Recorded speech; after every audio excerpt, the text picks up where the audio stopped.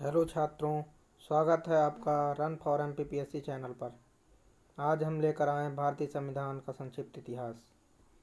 हम इसमें आपको लूसेंट का सामान्य ज्ञान का पूरा संविधान पढ़ाने जा रहे हैं, जो संविधान के इतिहास, विकास और वर्तमान की स्थिति तक का पूरा परिचय आपको प्रदान करेंगे।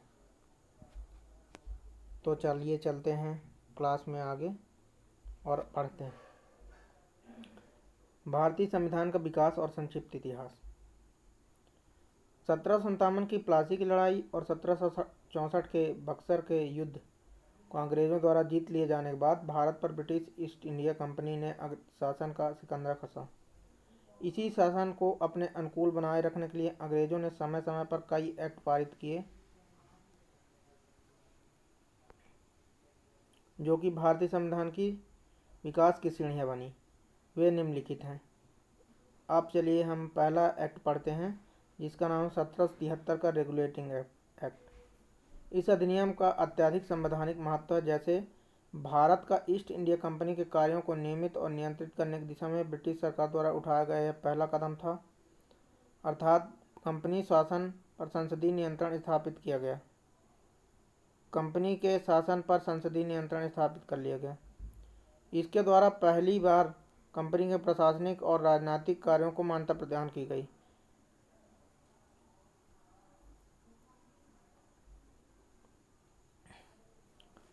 इसके द्वारा केंद्रीय प्रशासन की नींव रखी गई। इसमें 3 पॉइंट हैं। पहला एक बार और रिवीजन कर लेते हैं। भारत में ईस्ट इंडिया कंपनी के कार्यों को नियमित और नियंत्रित करने की दिशा में ब्रिटिश सरकार द्वारा उठाया गया पहला कदम था। दूसरा है इसमें कि इसके द्वारा पहली बार कंपनी के प्रशासनिक और राजनीतिक कार्यों को मान्यता प्रदान की गई। तीसरा था कि इसके द्वारा केंद्रीय प्रशासन की नींव रखी गई। अब इसकी विशेषताओं के बारे में पढ़ते हैं। तो विशेषताएं क्या क्या थीं इसके अंदर, इस एक्ट की 1773 के रेगुलेटिंग एक्ट की विशेषताएं क्या हैं, वो अब हम आगे पढ़ते हैं। तो पहला पॉइंट है इसमें कि इस अधिनियम द्वारा बंगाल के गवर्नर को बंगाल का गवर्नर जनरल पद नाम दिया गया। अर्थात जो बंगाल का गवर्नर पहले था, उसे गवर्नर जनरल का पद नाम दे दिया गया। अब आगे चलते हैं। इसके अधीन, मतलब जो बंगाल का गवर्नर था, इसके अधीन मुंबई और मद्रास के गवर्नर को भी इसके अधीन कर दिया गया।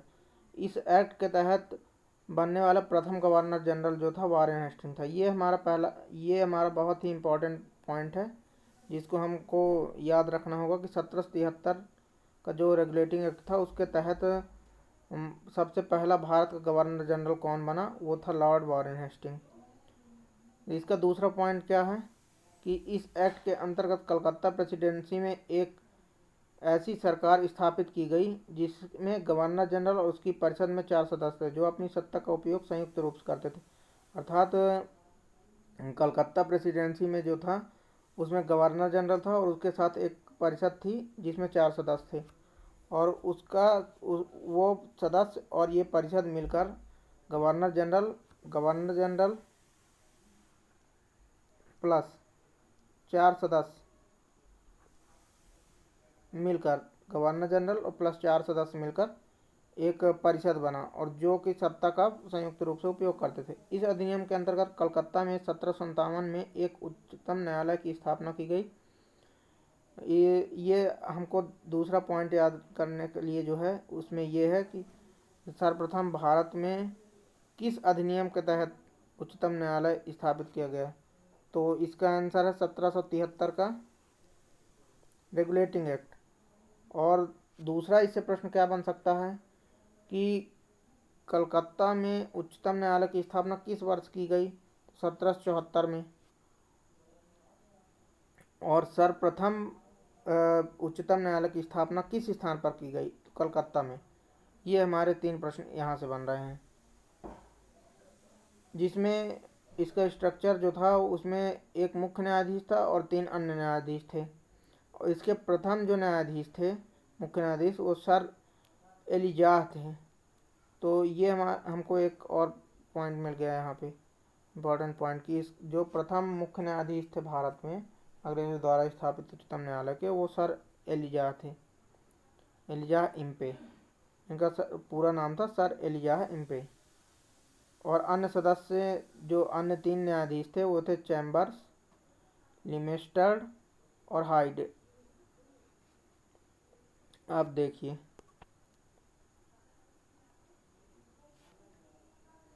इसका चौथा पॉइंट क्या है कि इसके तहत कंपनियों के कर्मचारियों को निजी व्यापार करने और भारतीय लोगों से उपहार और रिश्वत लेना प्रतिबंधित कर दिया गया।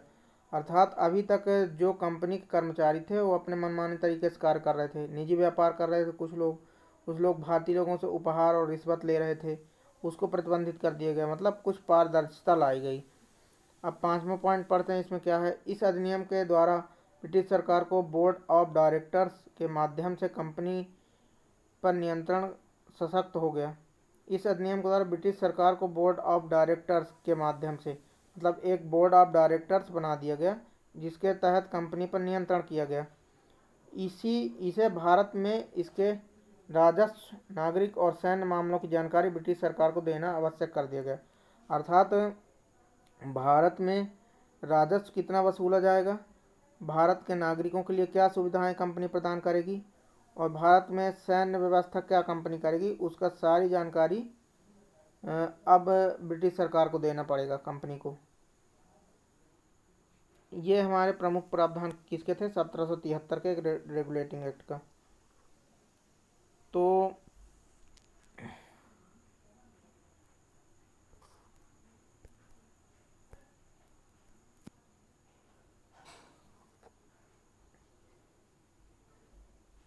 अब आगे चलते हैं, अगला एक्ट जो है उसको हम लोग पढ़ते हैं।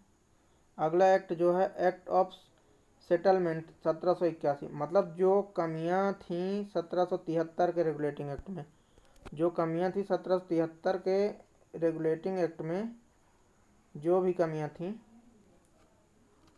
उनको दूर करने के लिए सेटलमेंट एक्ट लाया गया। मतलब उसकी कमियों को दूर करने के लिए, 1773 के एक्ट की कमी को दूर करने के लिए एक सेटलमेंट एक्ट लाया गया, जिसको कहा गया कि एक्ट ऑफ सेटलमेंट 1781 में लाया गया। अब रेगुलेटिंग एक्ट की कमियों को दूर करने के लिए एक्ट को लाया गया था, और इस एक्ट के अनुसार कलकत्ता की सरकार को बंगाल, बिहार और उड़ीसा के लिए भी विधि बनाने का अधिकार प्रदान किया गया। मतलब इस जो 1773 में एक परिषद बनी, जिसके वॉरेन हेस्टिंग जो थे प्रथम गवर्नर जनरल बने, गवर्नर जनरल की जो परिषद थी उसको अब ये प्रदान किया गया अधिकार कि वह बंगाल, बिहार और उड़ीसा के लिए भी विधि बनाएगा। मतलब रूल अब उन्हीं लोग बनाएंगे, बंगाल, बिहार, उड़ीसा के लिए भी वही रूल बनाएंगे।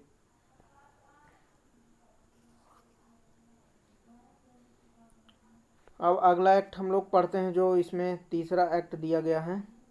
तो तीसरा एक्ट हम देखते हैं कि 1784 का पिट्स इंडिया एक्ट क्या है। तो इसके अंदर हम पढ़ते हैं कि इस एक्ट के द्वारा दोहरे प्रशासन प्रारंभ हुआ। मतलब यहाँ से दोहरे प्रशासन का प्रारंभ हुआ, मतलब दो केंद्र बना दिए गए शासन के। एक बोर्ड ऑफ डायरेक्टर्स व्यापारिक मामलों के लिए, मतलब व्यापारिक मामलों के लिए अलग गठन कर दिया गया बोर्ड ऑफ डायरेक्टर्स का, और बोर्ड ऑफ कंट्रोलर्स मतलब राजनीतिक मामलों का जो कंट्रोल करेगा वो अलग से नियुक्त कर दिए गए। दो तरह के यहाँ पे प्रावधान कर दिए गए, मतलब अलग अलग डायरेक्टर अलग अलग कार्यों के लिए अलग अलग लोगों की नियुक्ति कर दी गई। अब तीसरा जो है यहाँ पे हमको दो हमने पढ़ लिया, 1773 हमने पढ़ लिया, 1781 तो सेटलमेंट एक्ट था। अब 1784 में दोबारा आया पिट्स इंडिया एक्ट। अब 1794 में जो 1793 में आया उसका नाम था 1793 का चार्टर्ड अधिनियम। अब इसके तहत क्या था, इसके द्वारा नियंत्रण बोर्ड के सदस्यों तथा कर्मचारियों के वेतन आदि को भारतीय राजस्व में से देने की व्यवस्था की गई।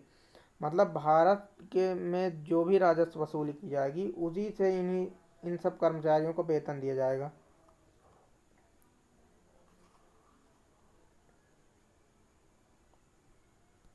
अब आगे चलते हैं। तो 1793 का जो चार्टर्ड एक्ट था उसके तहत अब जो कर्मचारी थे नियंत्रण बोर्ड के, जो बोर्ड बने हुए थे दो, उनके जो कर्मचारी थे उनको व्यवस्था क्या की गई कि भारतीय राजस्व जो वसूली होगी उसी से इन लोगों को वेतन प्रदान किया जाएगा। अब 1873 का जो 1813 का चार्टर्ड अधिनियम, इस अधिनियम की मुख्य विशेषता क्या क्या थी, अब इनको हम देखते हैं। तो पहली विशेषता इसकी क्या थी, कंपनी के अधिकार पत्र को 20 वर्षों के लिए बढ़ा दिया गया। मतलब कंपनी को जो अधिकार पत्र प्रदान किया गया था ब्रिटेन सरकार द्वारा, उसको अगले 20 वर्ष के लिए और कंटिन्यू कर दिया गया। अब दूसरा प्रावधान क्या था इसमें, कंपनी के भारत के साथ व्यापार करने के एकाधिकार को छीन लिया गया। मतलब कंपनी का जो एकाधिकार था कि सिर्फ ईस्ट इंडिया कंपनी ही भारत के साथ कर सकती है व्यापार, वो अलग अलग कंपनियां भी भारत आने वाली थी ब्रिटेन से। अब ये अधिकार ईस्ट इंडिया कंपनी से छीन लिया गया कि अब ईस्ट इंडिया कंपनी ही अकेले व्यापार नहीं करेगी भारत, किंतु उसे चीन के साथ व्यापार और पूर्वी देशों के साथ चाय के व्यापार के संबंध में 20 वर्षों के लिए एकाधिकार प्राप्त रहा।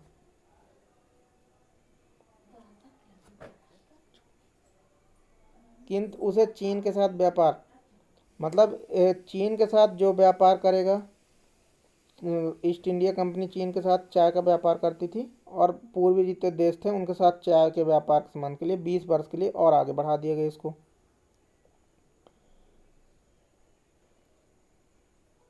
कुछ सीमाओं के अधीन सभी ब्रिटिश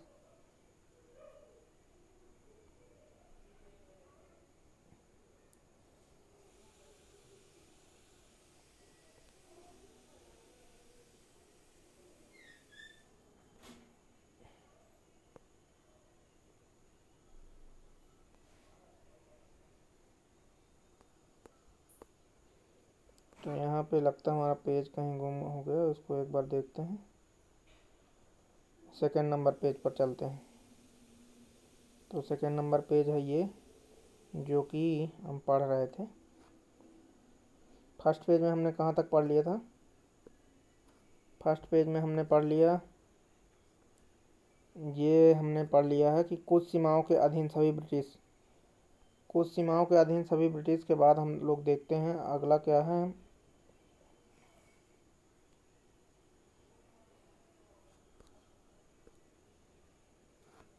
सेकंड नंबर पेज देखते हैं इसको बड़ा करके। कुछ सीमाओं के अधीन ब्रिटिश नागरिकों के लिए भारत में व्यापार खोल दिया गया। मतलब ब्रिटिश नागरिक भी अब भारत में व्यापार कर सकते थे। 1813 से पहले ईसाई पादरियों को भारत में आने की आज्ञा नहीं थी। मतलब 1813 से पहले ईसाई पादरी भारत में नहीं आ सकते थे, उनको आज्ञा नहीं प्रदान की गई थी भारत में आने की।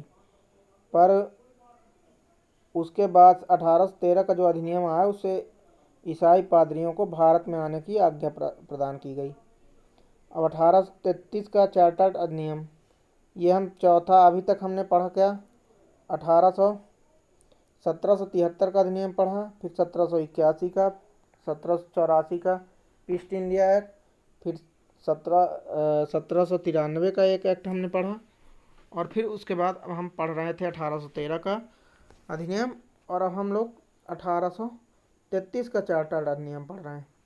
तो 1833 के चार्टर्ड अधिनियम में क्या क्या प्रावधान किए गए। इस अधिनियम की मुख्य विशेषता निम्नलिखित है। इसकी विशेषता निम्नलिखित है। तो इसकी विशेषता, पहली विशेषता क्या है, इसके द्वारा कंपनी के व्यापारिक अधिकार पूर्णतः समाप्त कर दिए गए। मतलब कंपनी के जो व्यापारिक अधिकार सरकार ने जो दे के रखा था ब्रिटेन की सरकार ने, वो सारे व्यापारिक अधिकार अब कंपनी से छीन लिए गए। अब कंपनी का कार्य ब्रिटिश सरकार की ओर से मात्र भारत पर शासन करना रह गया था। मतलब अब सिर्फ ईस्ट इंडिया कंपनी जो थी, अब वो सिर्फ भारत में राजनैतिक काम बस करेगी। मतलब भारत में सिर्फ शासन करेगी, वो व्यापारिक काम अब कंपनी नहीं करेगी। बंगाल के गवर्नर जनरल को भारत का गवर्नर जनरल कहा जाने लगा। मतलब बंगाल का जो गवर्नर जनरल था अब उसको प्रमोट कर दिया गया। अब उसको उस पद को भारत का, ऑल ओवर भारत का बताया जाने लगा। ये मैप बना लेते हैं तो आप लोग को पता चलेगा। इधर बंगाल था, पहले बंगाल का था वो गवर्नर जनरल, अब ऑल इंडिया का वो गवर्नर जनरल कहलाएगा। ये 1833 के चार्टर नियम द्वारा बता दिया गया। तो चौथा इसमें प्रावधान क्या था कि बम्बई तथा मद्रास के परिषदों के विधि निर्माण की शक्तियों को वापस ले लिया गया। मतलब जो बंगाल का जो गवर्नर जनरल था वही बम्बई मद्रास के की परिषदों की विधि बनाने निर्माण की शक्ति थी उन्हीं के पास। अब उनकी शक्ति वापस ले ली गई।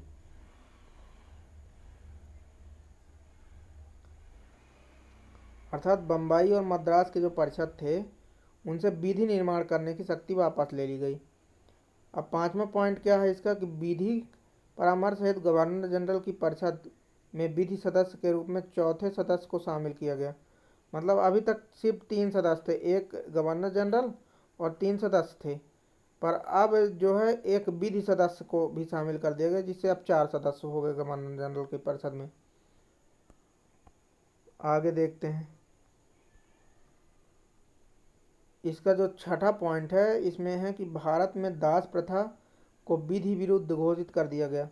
मतलब जो दास प्रथा थी उसको विधि विरुद्ध घोषित कर दिया गया। दास प्रथा पर रोक लगाने वाला प्रथम अधिनियम। यहाँ पे ये एक पॉइंट जो आ रहा है इसको नोट करते जाइएगा और इसको याद भी रखिए कि भारत में दास प्रथा का उन्मूलन किस रेगुलेटिंग एक्ट मतलब किस चार्टर एक्ट द्वारा किया गया प्रतिबंधित। तो दास प्रथा को 1833 के चार्टर एक्ट द्वारा हटाया गया। 1833 का जो चार्टर एक्ट रहा उससे दास प्रथा का उन्मूलन किया गया तथा 1843 में उसका उन्मूलन कर दिया गया। मतलब 1833 में ये विरुद्ध घोषित कर दिया गया था और 1843 में इसको पारित कर दिया गया कि दास प्रथा जो है वो गलत है, इसको रूल बना दिया गया।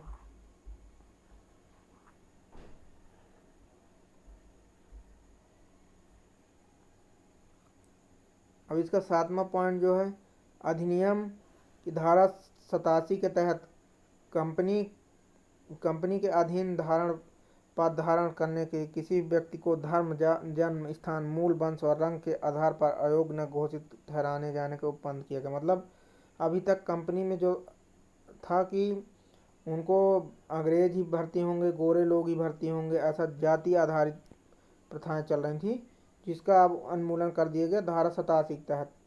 मतलब 1833 का जो अधिनियम था उसकी धारा 87 में ये वर्णित किया गया कि जो अब कोई भी व्यक्ति पद धारण करेगा उसका धर्म, जन्म स्थान, मूल वंश, रंग के आधार पर उसके साथ भेदभाव नहीं किया जाए।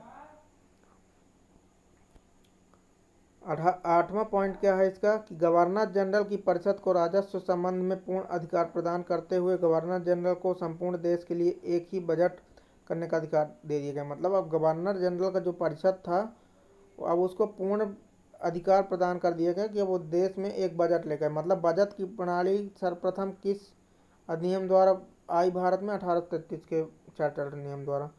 इसका 9वां पॉइंट क्या है कि भारतीय कानूनों को वर्गीकरण किया गया तथा इस कार्य के लिए विधि आयोग नियुक्त की गई। 1834 में लॉर्ड मैकाले की अध्यक्षता में प्रथम विधि आयोग का गठन किया। मतलब प्रथम विधि आयोग का गठन कब किया गया? 1834 में, और ये 1833 का अधिनियम में इसका प्रावधान किया गया था। और प्रथम विधि आयोग के अध्यक्ष कौन थे? Lord Macaulay. तो चलिए आज हम यहीं पे क्लास को बंद करते हैं और कल मिलते हैं 1853 के चार्टर अधिनियम के साथ और उसकी मुख्य विशेषताओं के साथ। तब तक के लिए बाय बाय, टेक केयर, और सभी लोगों लाइक करें, सब्सक्राइब करें और शेयर करें ज़्यादा से ज़्यादा हमारे चैनल के लिए। धन्यवाद।